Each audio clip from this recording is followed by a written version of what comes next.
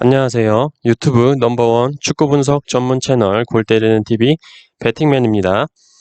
자, 마이크 보이시죠, 여러분? 지난번에 말씀드렸던 15,000원짜리 거금을 들여서 산 마이크입니다. 굉장히 지금 이제 이 마이크 들고 안 하니까 굉장히 편하네요. 양손을 쓸 수가 있고 굉장히 편한데 이렇게 발전하는 골 때리는 TV 되도록 하겠습니다. 자, 오늘 축구토토 승무패 31회차 대상 경기들 분석 및 최종 픽 공유를 드리려고 합니다. 그 전에 앞에 31회차 K리그 분석 영상 가보시면 이번 회차에서 어떤 경기가 무승부가 나올지 댓글로 응모를 하는 이벤트가 있습니다. 31회차 대상 첫 경기가 시작하기 전까지 그 영상에 댓글로 써주시면 되니까 많은 참여 부탁드리도록 하겠습니다.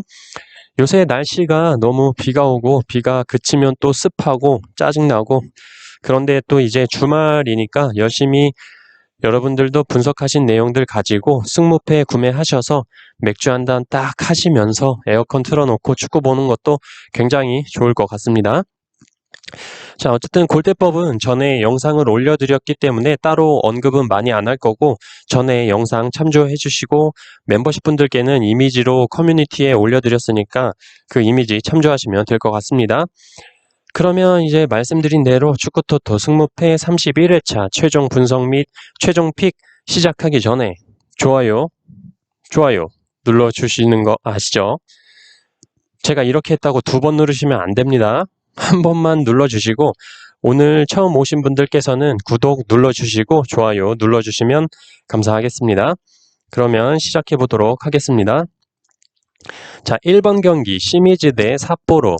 시미즈는 나고야를 상대로 홈에서 대량 실점을 하면서 허무하게 무너져 내렸습니다. 최근 시미즈의 경기력을 보여주는 결과였다라고 보이고 삿포로는 홈에서 산프이로를 상대로 로테이션 자원들을 사용하고도 2대1로 승리를 거뒀습니다.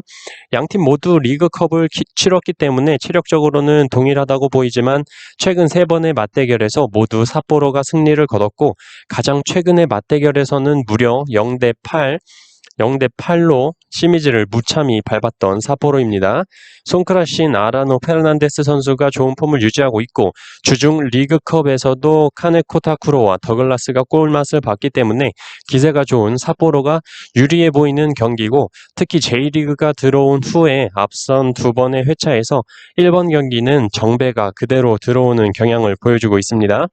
또한 골대법에서 시미즈의 패배 확률이 높고 시미즈는 이번 시즌 홈에서 3번의 역배당을 받고 3번 모두 패배를 기록했었기 때문에 저는 이 경기 시미즈의 단통패 예상합니다.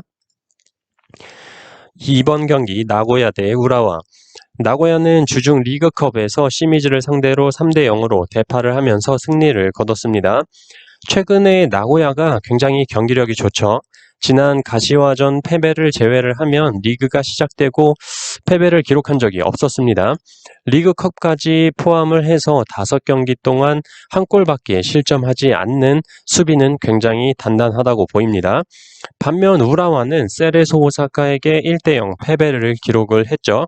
최근 5경기 동안 1승밖에 없는 경기에 5경기 중 3경기는 무득점이라는 점, 레안드로 선수의 득점력에 문제가 있다라고 보입니다. 또한 최근 3경기 맞대결에서 2승 1무로 나고야가 앞서고 있고 홈에서의 이 2경기에서 모두 멀티골 이상을 기록하면서 승리를 거뒀습니다. 하지만 나고야의 주전 자원 미드필더 요네모토 선수가 부상으로 출전하지 못하는 건 좀 아쉽습니다.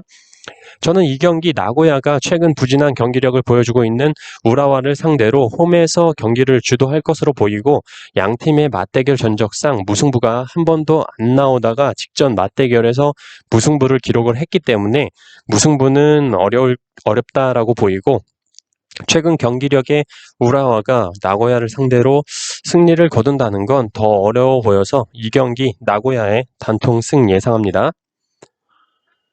3번 경기 가시마 대 사간도스.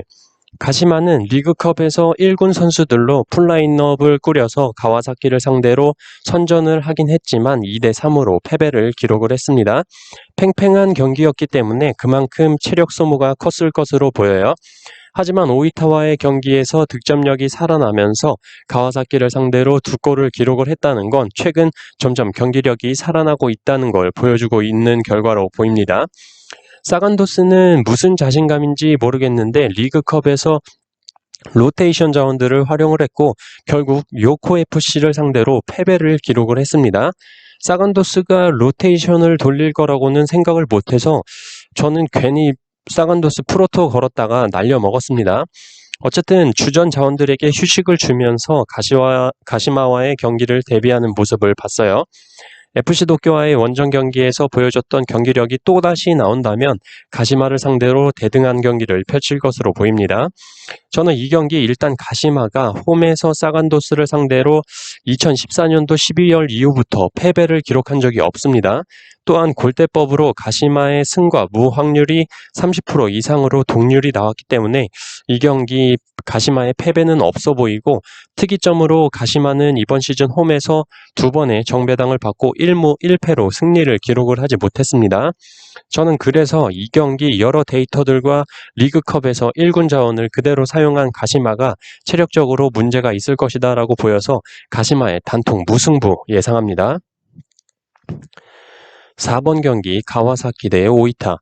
이 경기는 사실 이변으로 잡으려고 해도 오이타에 손이 가지 않죠. 그만큼 가와사키의 경기력은 압도적이라고 보이고 리그컵에서도 가시마를 상대로 2대3으로 승리를 하긴 했지만 1.5군 정도의 로테이션 자원을 활용했기 때문에 좀 실점을 했다라고 보입니다. J리그 재개 후에 단 한 번의 무승부조차 없이 전승을 하고 있는 가와사키니까 말 다 했죠. 반면 오이타는 리그 경기에서 최근 대량 실점하는 모습들을 계속 보여주면서 수비적으로 굉장히 불안한 모습입니다. 이런 상황에 가와사키의 골 결정력이면 압도적인 결과가 나오지 않을까 예상합니다.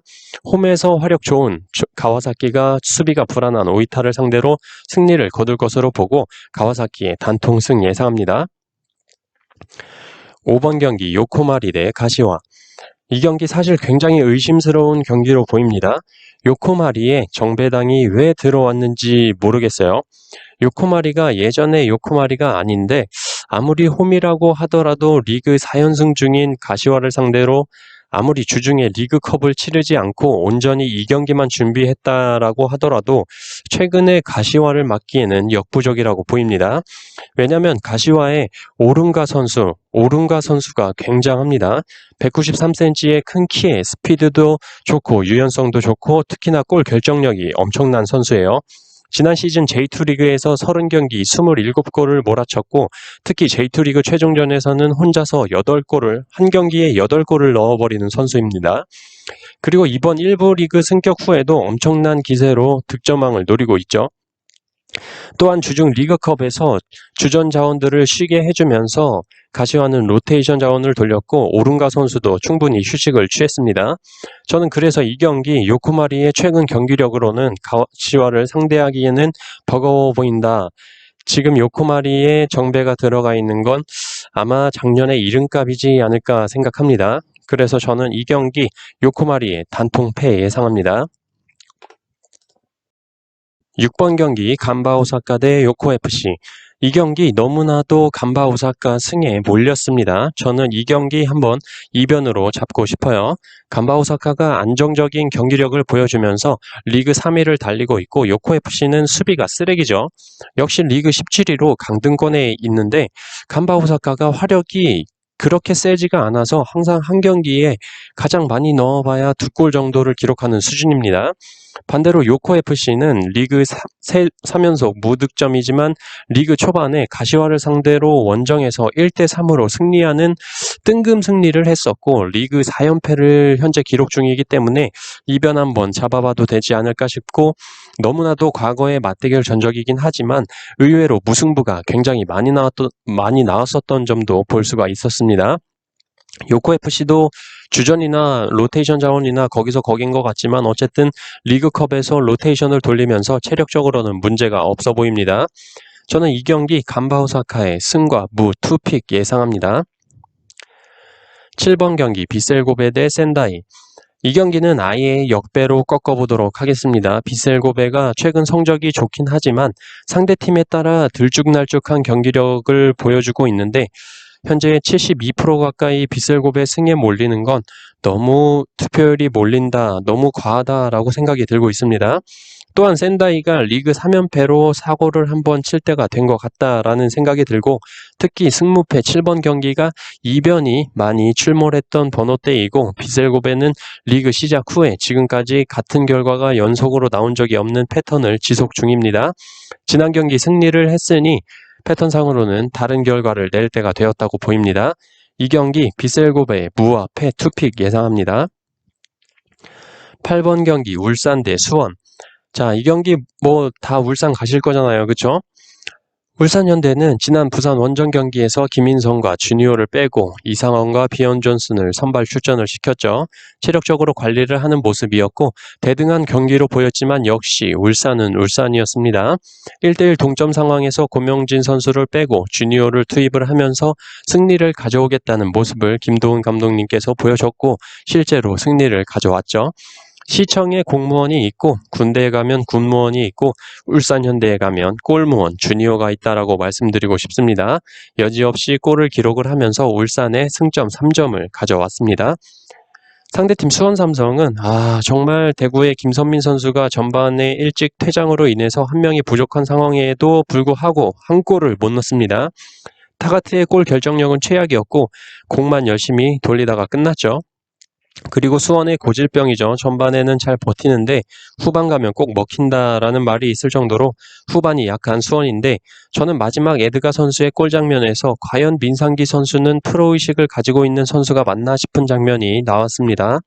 골 때리는 가족분들 예상하시는 장면이겠지만 에드가와 헨리 선수가 1대1 몸싸움을 하고 있는데 민상기 선수가 어슬렁어슬렁 골키퍼 있는 쪽으로 산책을 시작합니다. 그러면서 막 구경을 하죠. 와, 에드가랑, 헨리랑 붙는다. 누가 이길려나? 에드가가 이기네? 헨리 쓰러졌다, 야. 큰일 났다. 역시 에드가 쩐다. 이러고 있죠. 헨리가 경합을 하고 있을 때 같이 뛰어가서 도와주던가 아니면 몸싸움하고 있는 동안에 골키퍼 쪽으로 달려가서 슈팅을 하는 길목이라도 막고 있던가. 정말 프로 선수로서 자질이 보여지지 않는 장면이었습니다. 저는 이 경기 울산현대가 홈에서 승리를 할 거라고 생각이 들고 최근 3번의 맞대결에서 모두 울산이 수원 삼성 원정에서도 승리를 했고 수원이 과거 전적에서 울산을 상대로 무승부나 승리를 거뒀을 때는 항상 수원의 홈이었다는 걸 참조하시면 좋을 것 같습니다. 하지만 수원 삼성이 항상 이렇게 생각할 때 뒤통수를 한 번씩 칩니다. 원래 간바 오사카를 무승부를 바치면서 울산은 단통승으로 가져가려고 했는데 아무 이유 없이 뭔가 무승부를 바치고 싶은 생각이 들고 있습니다. 자, 포항은 팔라시오스가 퇴장 징계로 못 나오면서 이변에 대한 생각을 조금 할 수가 있어요. 전북 또한 대구가 최근 경기력이 좋기 때문에 이변 생각을 조금 할 수가 있습니다. 근데 울산은 이변이라는 생각이 안 드는데 이변이라고 생각이 들지 않는 결과가 나와야 이변이라고 생각을 합니다. 그래서 이 경기는 사실 이유가 없이 울산의 승과 무 투픽으로 가보도록 하겠습니다.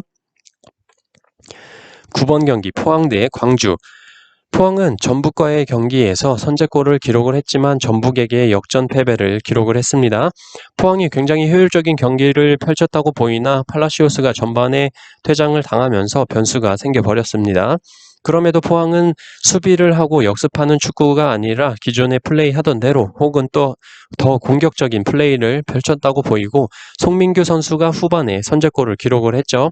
그 후에 1대1 상황이 됐고 송민규를 빼고 심동훈을 투입하고 팔로세비치까지 투입을 하면서 무승부로 끝내려는 생각이 아니라 이기려고 하는 축구를 펼쳤습니다. 비록 졌지만 후반 막판 체력적으로 힘든데도 불구하고 힘내자고 외치면서 뛰어다니는 선수들이 정말 멋있었습니다. 어쨌든 이번 경기 팔라시오스 선수가 징계로 출전하지 못하지만 광주의 수비 라인이 낮기 때문에 팔라시오스 같은 스피드와 드리블러가 있는 선수가 살아나는 경기를 보여주기는 어렵다고 보여서 포항의 전력 손실로 보이지는 않습니다. 광주FC는 인천과의 경기에서 엄원상 선수, 엄살라의 활약에 힘입어서 1대3으로 승리를 거뒀죠. 강주는 인천과의 경기처럼 뒷공간이 충분히 열려 있을 때 엄원상 선수의 스피드를 활용한 돌파가 있을 수 있다고 보이는데 포항은 그렇게 쉽게 뒷공간을 내주는 경기를 하지 않는다라고 보입니다. 홈에서 부진한 포항이지만 광주FC를 상대로 승리를 거두기엔 충분한 경기력이라고 생각을 하고 맞대결 전적에서도 7승 3무로 우세하기 때문에 이 경기 포항의 단통승 예상합니다. 10번 경기 대구 대 전북. 대구는 수원과의 경기에서 한 명이 없음에도 불구하고 에드가의 막판 원더골로 승리를 했습니다. 특히 수원 원정 징크스가 있던 대구였는데 그 징크스를 깨는 경기가 됐고 그만큼 선수들의 자신감도 올라갔다라고 보입니다. 김선민 선수가 너무 일찍 위험한 태클로 퇴장을 당했고 남은 시간을 10명으로 싸워야 하는 대구가 왼쪽 윙 김대원을 중앙 미들로 내리고 에이스 세징야까지 빠지면서 찌바사를 투입을 시켰죠. 그리고 후반 들어서 수원의 날카로운 공격이 있었지만 수원의 골 결정력은 거의 쓰레기 수준이었습니다. 어쨌든 위험한 상황이 지나가고 에드가 선수가 대항과 교체가 되면서 투입이 되면서 승리를 만들어냈죠. 하지만 세징야 선수가 사타구니 부상으로 이번 전북전에 출전 여부가 불투명합니다. 전북 같은 강팀과의 경기에서 승리를 기필코 해야겠다.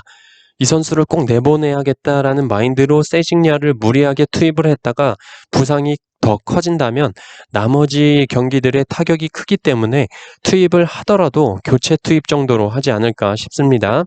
또한 미드필더 김선민 선수의 공백은 중원에서 전북과의 싸움에 불리하지 않을까 생각을 합니다. 대구FC 하면 떠오르는 대팍에서 열리는 홈 경기이기 때문에 경기장 좌석 예매도 예매 시작 2분 만에 매진이 됐다고 합니다. 그만큼 팬들의 많은 관심이 가는 경기인 것 같습니다. 상대팀 전북은 포항과의 경기에서 조규성을 선발로 내세워서 경기를 펼쳤는데 포항에게 위험한 순간을 많이 내줬죠. 하지만 대구와의 경기에서는 구스타보, 바로우 선수를 선발로 기용하지 않을까 생각이 들어요. 이 두 선수에게 출전 시간을 많이 준다면 충분히 대구를 상대로 승리하지 않을까 싶고 바로우 선수의 넘사벽, 치고 달리기와 정확한 크로스, 구스타보의 골 결정력이라면 충분히 승리할 것으로 예상합니다. 이 경기 대구의 단통패 예상합니다. 11번 경기 산프이로 대 쇼난. 산프이로는 최근 4경기 동안 3패를 기록을 했고 1승도 승격팀 요코하마FC를 상대로 이긴 승리예요. 주중에 산프이로와 쇼난 역시 리그컵을 치렀고 두 팀 모두 패배를 기록을 했습니다. 어찌 보면 두 팀 모두 상황이 좋지 않아 보이지만 기본적으로 쇼난은 원정 고자예요. 리그 시작한 후 원정만 갔다 하면 3실점씩 내주면서 패배를 기록을 했습니다. 또한 산프이로 원정 경기를 가서 승리를 기록한 적이 없죠. 저는 이 경기 산프이로가 그나마 직전 요코FC 원정에서 모리시마와 비에이라가 골맛을 받고 역대 전적상으로 더 앞서 있는 산프이로가 홈에서 그 기세를 이어나갈 것으로 보입니다. 저는 이 경기 산프이로의 단통승 예상합니다. 12번 경기 세레소 오사카 대 FC 도쿄. 세레소 오사카는 이번 시즌 안정적인 경기력을 보여주고 있고 이번 시즌 단 1패밖에 없을 정도예요. 세레소 오사카는 실점을 잘 하지 않는 데 비해 득점력도 높지가 않기 때문에 불안하고 FC 도쿄는 득점이 많으면 항상 실점도 따라오는 경향이 있습니다. 중원에서의 싸움은 세레소 오사카가 강하다고 보이고 공격에 있어서는 FC 도쿄가 강하다고 보여서 이 경기 굉장히 애매했습니다. 하지만 최근 FC 도쿄의 수비적인 측면이 너무나도 불안정하다. 특히 사간도스와의 경기에서 3실점이나 내준 건 수비에 확실히 문제가 있다고 보여서 저는 이 경기 세레소 오사카의 단통승 예상합니다. 13번 경기 상무 대 부산. 상주 상무는 강원과의 원정 경기에서 좋은 경기를 보여줬고 마지막 강원의 김지현 선수의 극장 헤딩골을 먹히면서 무승부를 기록을 했죠. 경기는 무승부를 기록을 하긴 했지만 정말 상주 상무는 내년에 강등되기가 너무나도 아깝다라고 보입니다. 경기력이 솔직히 너무나도 좋죠. 워낙 개개인 실력이 좋은 자원들이 많은 것도 그렇고 뭔가 펩테안으로 불리고 있는 김태환 감독님의 상황에 맞는 전술, 자원 활용 같은 게 너무나도 좋은 것 같습니다. 그리고 특히나 김보섭 선수의 중거리 슛은 경기마다 항상 위협적이고 강상우 선수는 말할 필요가 없죠. 상주 상무 전역하고 포항으로 돌아가면 포항에 어떤 효과를 줄지 굉장히 기대가 되는 선수예요.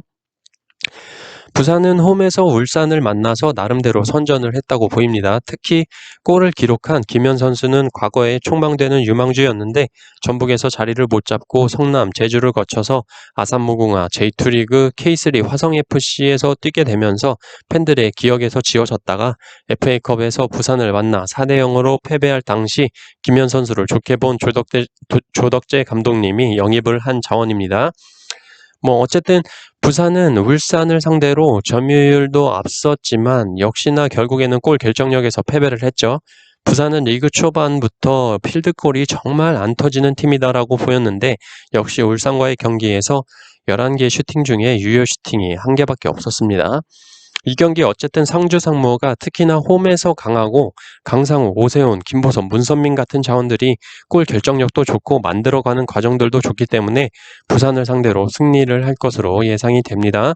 상주 상무의 단통승 예상합니다. 14번 경기 인천 대 성남. 인천 정도면 리그 전 경기 무승으로 강등될 수도 있지 않을까 생각해요. 하지만 이렇게 생각할 때 뭔가 인천이 사고 칠 거다라고 생각이 들어서 인천을 가면 기가 막히게 또 패배를 기록하죠. 자, 지난 경기에서 인천의 구스타보, 인스타보가 교체 투입돼서 뛰는 걸 봤는데 짧은 시간이라서 어떻다라고 말하기는 그렇지만 뭔가 임팩트 있는 장면을 보여주지는 못했다라고 보입니다. 하지만 인스타보 선수는 인터뷰에서 나도 전북의 구스타보처럼 3경기 정도 뛰면 전북의 구스타보보다 더 유명해질 거다라고 했다고 합니다. 지켜보기는 하겠지만 글쎄요. 성남은 지난번에 뭔가 토미 선수의 활용법을 느꼈을 것 같다라고 말씀을 드렸는데 FC서울과의 경기에서 토미 선수를 선발로 내세우면서 골까지 기록을 했죠. 하지만 이스칸데로프 선수가 기가 막힌 스루 패스를 FC서울의 윤주태 선수에게 주면서 골을 내주고 두 번째 골도 역시 FC서울의 윤주태 선수가 넣었는데 사실 김영관 골키퍼였으면 막아내지 않았을까 생각이 드는 슛이었습니다. 어쨌든 성남의 입장으로서는 경기 운영은 좋았지만 개인 실책들이 경기를 망쳤다라고 보이고 이런 점들은 보완이 될 거라고 생각을 합니다. 자, 인천과 성남이 만났을 때 기본적으로 인천은 무고사를 향한 타겟 공격 외에는 측면 돌파 후 낮은 크로스가 주가될 것으로 보이는데 역시나 무골사의 결정력은 믿음이 안 가고 인스타보 선수는 아직 검증이 되지 않았다라고 보입니다. 하지만 맞대결 전적에서 2승 5무 3패로 거의 대등한 경기를 보여줬었고 승부가 난다고 해도 한 골차 싸움이었기 때문에 이 경기 어떤 결과가 나와도 이상하지 않아 보여서 이 경기 저는 과감하게 지어보도록 하겠습니다. 자, 이렇게 축구토토 31회차 최종 분석 및 최종 픽 영상 공유를 드렸습니다. 멤버십 분들께는 바로 최종 픽 이미지로 커뮤니티에 올려드릴 테니까 확인하시면 될 것 같고 골대법 이미지도 어제 올려드렸으니까 참조하시면 될 것 같습니다. 항상 말씀드리지만 저랑 똑같이 구매하시면 다 같이 망하는 거예요. 이건 괜찮겠다라고 생각이 드는 픽만 참조를 하셔서 자신만의 픽을 만드는 게 굉장히 중요하다고 생각을 합니다. 자, 저는 그럼 이만 이번 한 주 열심히 달렸으니까 좀 쉬러 가보도록 하겠습니다. 골 때리는 가족분들도 이번 주 너무너무 수고하셨고 가족분들과 좋은 시간 보내시고 주말 동안 비 피해 없으시길 빌겠습니다. 이상입니다.